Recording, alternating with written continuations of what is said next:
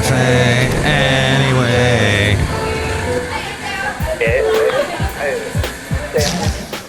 Mike's Daily Podcast. Did you feel that earthquake? Did you just feel that? That's what everybody's saying in the Bay Area right now. It's Mike's Daily Podcast. Did you feel that earthquake that happened just now? No, you didn't. Well, what? Are you even alive? Are you sitting on your butt because it would have moved a couple inches because of the whole ground shaking? And that involves your couch and any other movement you might be making. I guess it's Mike's Daily Podcast. Episode 2534. What more can I say that Mike's you didn't know? Daily. Oh, I got a lot you didn't know. Podcast. It's all here on the show called Mike's Daily Podcast. Somewhere in Podcastro Valley, the last place on earth, Podcastro Valley, which apparently is immune to shaking, even though Union City had an earthquake about a 3.1. This morning, San Leandro had a 3.1. I didn't feel that either, so I don't know what. But yet somebody that I know who lives on the peninsula, they felt it rather particularly. So, what could this mean? I don't know, but Cafe, I don't know. Welcome to Cafe anyway, where we have all the Christmas lights up, where we have the Santa in the corner. Well, there's a guy named Santa who shows up every day at Cafe anyway, and he sits in the corner. We tell him you can sit anywhere, but he just likes the corner. I don't know. He's collecting cobwebs, I guess. I found it interesting today. I was watching a guy who likes to go to Disneyland all the time. He said he's looking forward to, was it Bob Iger coming back? Because apparently there's a lot of work and maintenance that's not been done at Disneyland. And people, and he showed this, when they go on the rides, they see cobwebs, and it's not Haunted Mansion cobwebs. It's like, no, they just haven't cleaned. And here's today's podcast picture. I don't know. Cafe, I don't know. Cafe anyway. We'll go with a picture from sometime, not recently. We might go back in time a couple years. A flashback to a nice Christmas picture. See it at mikesdailypodcast.com. All the podcast pictures. So this has been an interesting year, hasn't it? We've had all the inflation fears, and, well, we've had inflation. We've had gas prices shoot through the roof and then come back down. Now they're pretty low. The late great Basil the Boxer, he would have noticed if housing prices were up. He would have been upset and ripped up that stupid little thing that we get from all the real estate agents around here. Hey, I'll buy your house for super cheap. Get you the best price. I'll pay cash. Yeah, no, that's okay. Existing home sales fell in November for a record 10th consecutive month. Now, my mom passed away earlier this year, and I had to sell her house.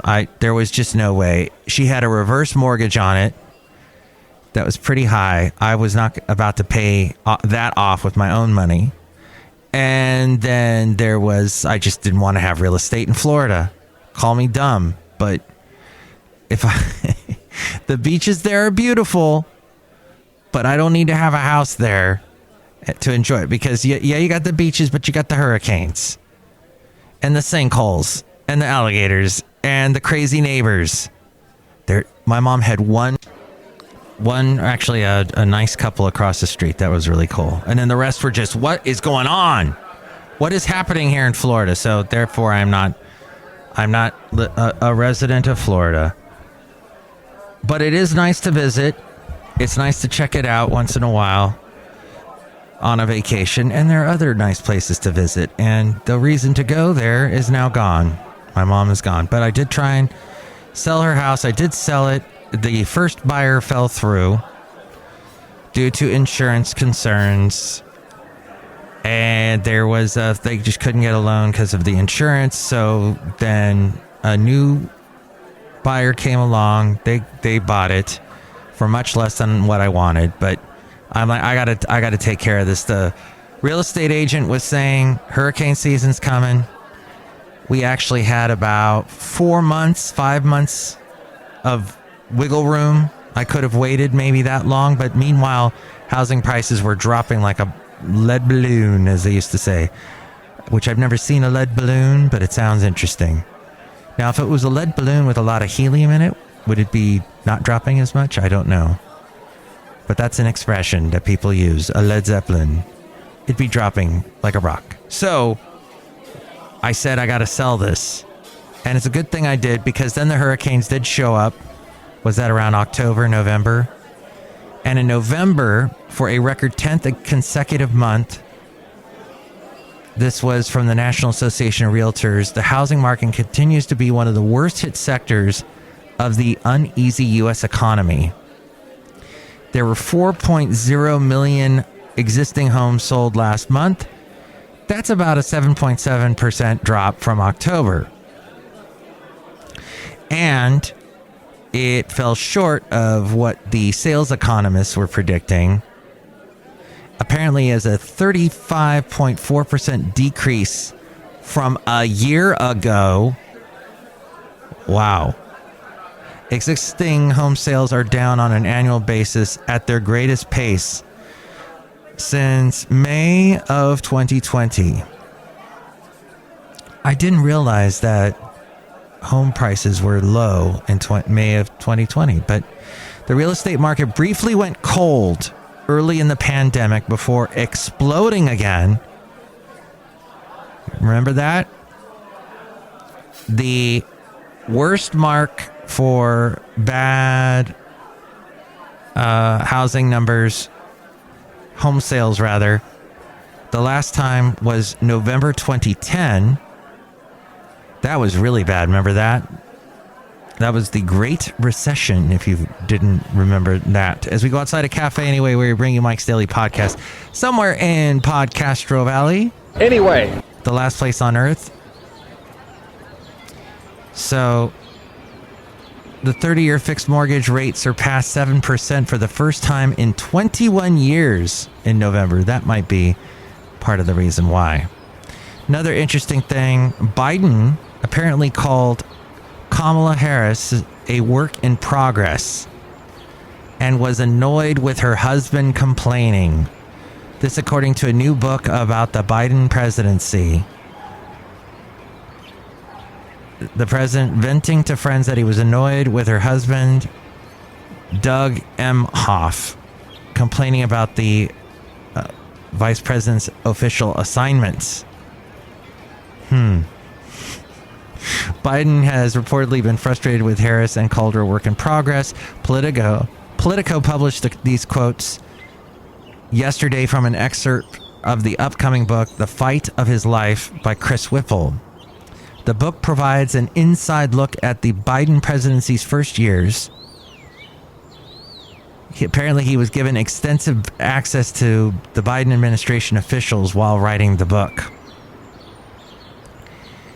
The access to the administration gave him a view to squabbling between Biden and Harris after the VP's husband reportedly provoked frustration in the president for complaining about her policy assignments. Word got back to Biden that second gentleman, Douglas Emhoff, had been complaining about Harris's policy portfolio, which her allies felt was hurting her politically. And then Biden was annoyed. That's basically the story.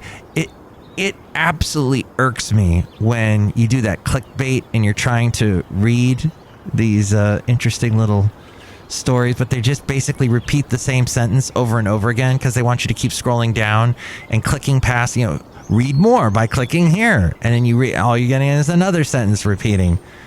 Online stories. Annoying. Speaking of annoying, here's something that came from a conservative newsletter. Part of this, though, I can understand. Makes some sense to me. The Daily Wire said a TikTok ban on government devices is included in the latest version of the $1.7 trillion omnibus bill. The Tuesday draft follows the unanimous passage of the No TikTok on Government Devices Act. Yes, that is the name of the act in the Senate. It was introduced by Senator Josh Hawley. He is a Republican from Missouri. The concerns over TikTok have existed since at least 2020, as the Chinese-owned social media platform can reportedly be accessed by the nation's communist government, making the app a national security issue. That's from the Daily Wire. Plus, if you've ever been on TikTok, I have not, but I've watched people on it, and they look like a mouse in a lab that is being forced to hit the button so he keeps getting the shot of dopamine into his brain just over and over and over again. It's ridiculous. The ban on TikTok on government devices had ended up in the omnibus. Pelosi pushed for it as well. Wow. Interesting. There is an influx of Texas National Guard troops arriving in El Paso to assist with border control. This happened, I think, on the overnight last night, as the city prepared for an even larger influx of migrants once Title 42 ends. Asylum seekers are now forced to come face to face with troops if they want to pass into the U.S. New fencing at the banks of the Rio Grande River was also erected to stop migrants from crossing after thousands came across in the last week. Migrants crossing into the U.S. at El Paso are now faced with a standoff with National Guard troops, according to the Daily Mail. And Stanford University reveals a list of banned books. Among them, banned words, rather. Banned words. Among them is the word American. Yes, according to Fox News, Stanford University published an index of harmful language it plans to eliminate from the school's website and computer code, offering terms to be used as replacements. Among the words the university urges people to avoid in the imprecise language section is the term American. People are instead asked to use U.S. citizen, because American typically refers to people from the United States only, thereby insinuating that the U.S. is the most important country in the Americas. What? Nicholas Christakis said, "What really is amazing about the situation at Stanford is that they willingly convened and funded a committee to do this, and then promptly lacked courage to defend it by quickly withdrawing list from public availability. If you're making a list of prohibited words, defend it." Interesting. And then there's also one last story here that Canada's government granted a group of academics almost $164,000 for a research project called Decolonizing Light, Tracing and Countering Colonialism in Contemporary Physics. A search, $164,000 for that. A search of grant records confirmed. Disturbingly, the academics involved admit they have a zero interest in performing science or seeking truth, but are instead interested in spreading woke ideology. This according to the National Review. The purpose of our project is not to find new or better explanations of light. We are not seeking to improve scientific truth, scholars involved in the project wrote in one of the few published works. Rather, our project initiatives are motivated by the marginalization of women, Black people, and Indigenous people, particularly in physics. It's a research project for that, but with physics. And there we go. Some censoring going on in this world. The world is changing around you. And those are interesting stories. National Review, I know they can be quite conservative at times, so take that with a grain of salt. But Canada, maybe that's something that appeals to you about Canada, and you're about to move. But we're not moving. We're still here in Castro Valley, despite the earthquakes, despite everything. Hey, the last podcast was called Happenstance, because that's an awesome word. But look who's here. Hi, I'm back. It's Benita the Rodeo Queen. How y'all doing? It's a disgruntled fiddle player tell you what. What? There's absolutely nothing shaking here today. It's quiet and calm and everybody happy. Well, there was an earthquake in Northern California yesterday. 70,000 people were without power. Now that was not a 3.1. I think that was a 6 point something. But it left 11 people injured, 70,000 without power. It struck at 2:30 in the morning, was followed by more than 3 dozen aftershocks. So could be all of this is connected. Oh, it's definitely connected. And Zelensky was in Washington, D.C., the Ukrainian president. He is there for a joint session of Congress this week. It's his first in-person visit to the U.S. since Russia invaded Ukraine in February. Okay, and look who else is here. Hello, Mike. I make the delicious root beer house man ever. All right, thank you. You know, it's eggnog flavored. Yeah, I like it. Drink it right now. Cut you. A little bit of nutmeg, a little bit of cinnamon, and other sorts of wintry type spices. How nice. Seasonal spices. Okay, let's go back in time, shall we? This segment is called Let's Go Back with Matthews. We're going to go back in time. Oh, my Christmas party at my company was yesterday. Absolutely wonderful time. Every year we play the exact same Christmas party games. Yes, every year. The same two. One of them is bingo. Yes, we play a type of modified bingo. And I won 2 games. We played, I think, 4. I won 2 of the 4. Maybe it was 2 of the 5. But I won the little prize was a coffee cup, which I need another coffee cup. And a little bit of Ghirardelli chocolate, some local Ghirardelli chocolate from the Bay Area. And some little cookies and stuff. Fantastic. Was so happy. I'm like, what a year I've had. This is nice. A nice little bump at the end of the year. And then the other game we play is everybody brings a $10, at least a $10 present. I found out yesterday it's at least I thought it had to be exactly $10. But apparently people, if they want to bring a more expensive present, they can. I did not know that. Found that out yesterday. And what we do is they pull a bunch of presents from what everybody brought. Everybody gets one.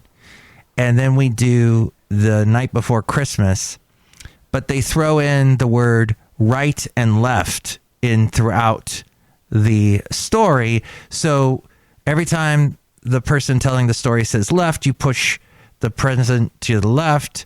And so but it's musical chairs. It's going around to the left. And then when he says to the right, he goes to the right, on and on. And that is it's an annoying game. And everybody ends up with a prize. Now, last year, I ended up with a case of ginger beer. So that was cool. This year, I got some lotto tickets. I don't know if they're going to pay out or what, but I guess we'll find out. I will let you know if they do. But we do the same thing every year. And the food's delicious. It's a wonderful place to go. We just are in a rut. And what always happens every year, we get so busy, and within the last 2 weeks, we just suddenly plan this thing and put it all together. I know there are people that put it together this year that were forced to last minute, and they will not do it next year. They're done. They did it. The gun was to my head. I had to do it. And everybody always says, oh, next year we should plan a little bit earlier so we're not caught off guard. But that never happens. So I'm eating my food and I'm enjoying my food. It's really good. And I look up and I see two people across the table from me. We're all sitting at this long table. Two people sitting across from me that are just staring at me.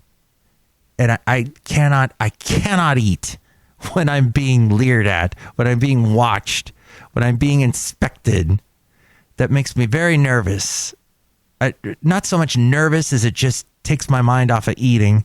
And I don't understand why people do that.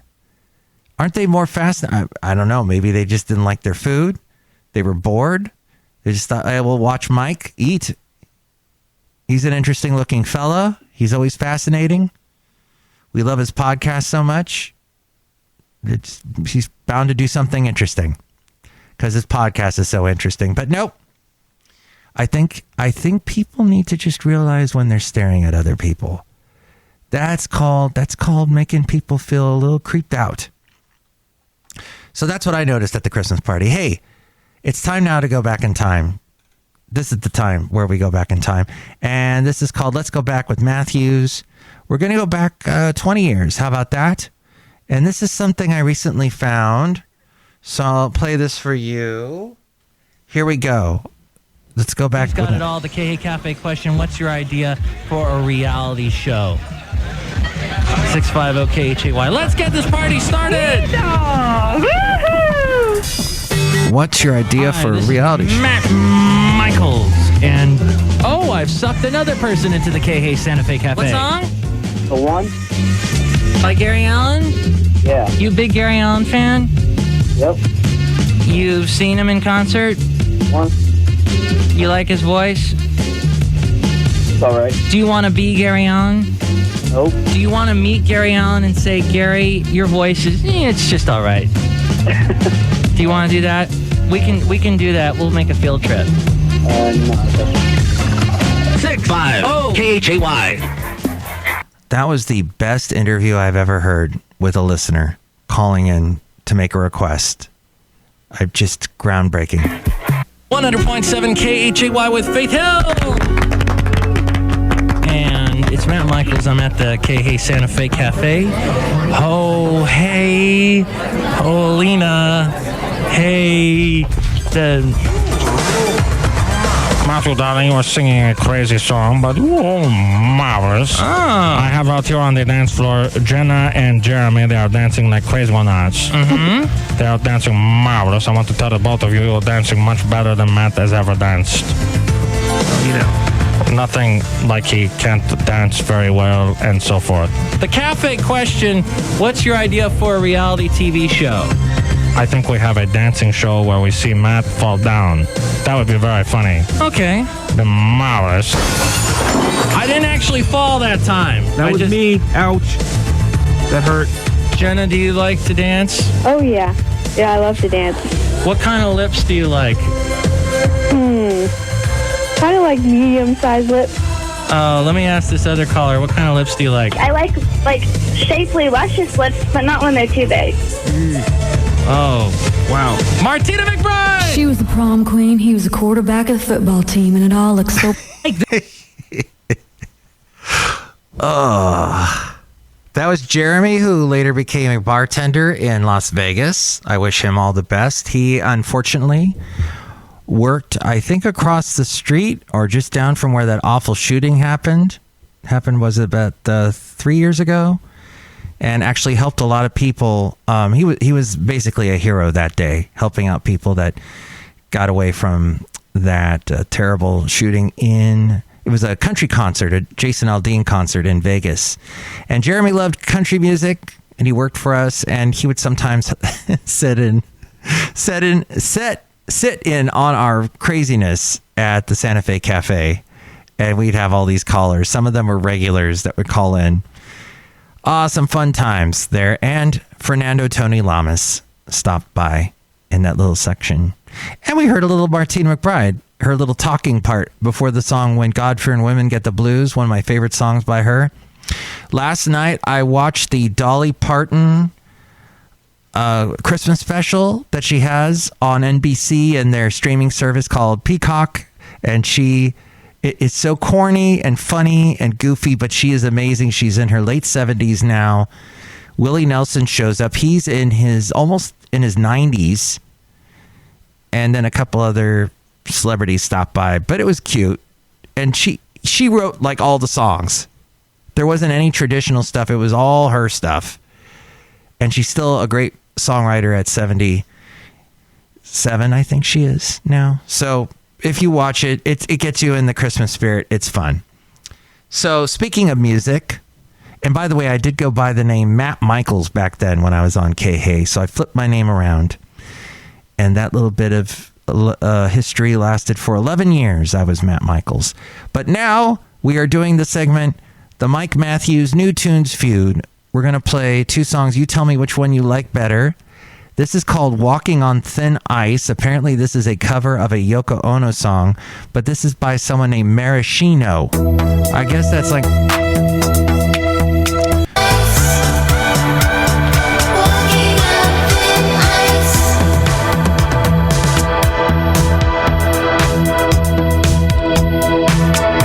Maraschino, they're with Walking on Thin Ice. And I have had a maraschino cherry, I believe. It's Piper Durabo. Oh, it's a project by Piper Durabo, and it shares a cover of that Yoko Ono synth pop classic from 1981. Okay, and Maraschino is up against this song by The Cleaners. The Cleaners. And let's see if I can play. Nope, that didn't work. So never mind that. I think that was not even a song. That was more of a movie that they were promoting. But this is a different artist named Paul Spring. And this is a song by Paul Spring called Thunderhead. Here we go. The only place to stand is in the path of the thunderhead.